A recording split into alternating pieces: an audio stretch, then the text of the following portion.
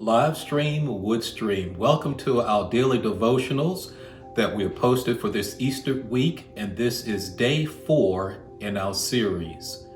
Well, today we're going to learn through the risen Christ a valuable lesson.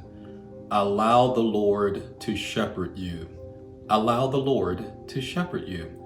After all, we are the sheep of his pasture. Are you allowing the Lord to shepherd you? Well, that was an issue in Peter's life.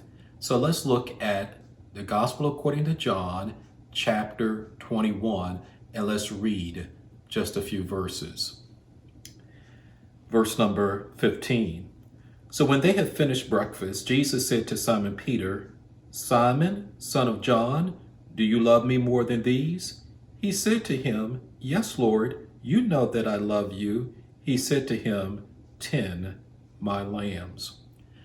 Well, we had the account of Peter and the disciples out on the Sea of Galilee fishing, and Jesus was on the shore and he bade them to come to the shore and he prepared for them fish to eat, and they're eating. And of course, we know that earlier, prior to Christ's resurrection, prior to his crucifixion, Peter had betrayed the Lord 3 times.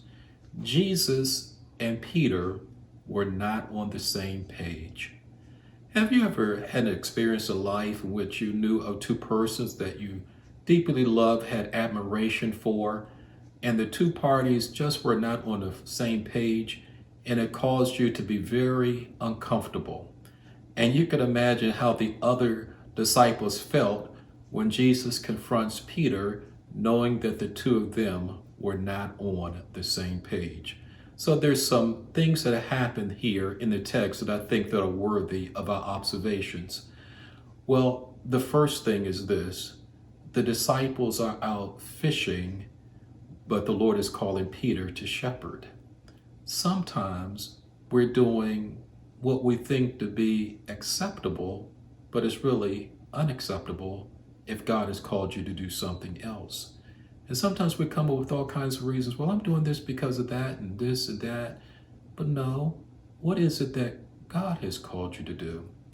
They were catching fish, but Jesus wanted to capture Peter's heart. You see, there are times that we have to allow the shepherd to be the shepherd and we to be the sheep. You see, the Bible says, "Smite the shepherd and the sheep shall scatter." And so when Jesus was arrested, it was the responsibility of the disciples to flee because Jesus wanted them, quote, to live to see another day. Calvary was Jesus' fight, not Peter's fight. So Peter drew a sword and cut off a servant's ear, and Jesus put the ear back on the servant's head, and he says to Peter, "They that take the sword shall die by the sword." And of course, it was Jesus' fight, not Peter's fight. The sheep were to be scattered, but Peter continued to follow, even when Jesus was being interrogated. And then a young girl says, "Thou art one of his disciples." And he began to use profane speech and to curse. Peter was to scatter rather than fighting and following. You see, Peter did not allow Jesus to be the shepherd. Peter wanted to follow and he wanted to fight. So when Jesus meets with Peter, he tells him, "Peter, lovest thou me more than these? Feed my sheep." Peter, I'm calling you to shepherd my sheep, not to be a general, to lead an army and to fight. How about you today? Are you doing what God called you to do? Because if you're not, then there's going to be an issue. You won't be on the same page.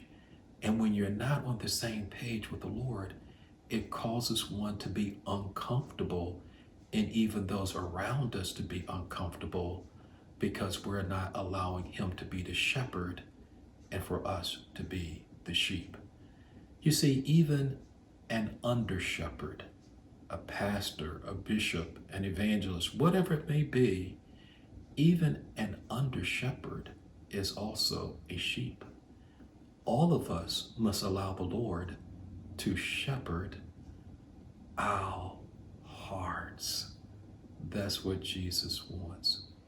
And finally, when Peter says, Lord, thou knowest, from that point going forward, Peter was the shepherd that God called him to be.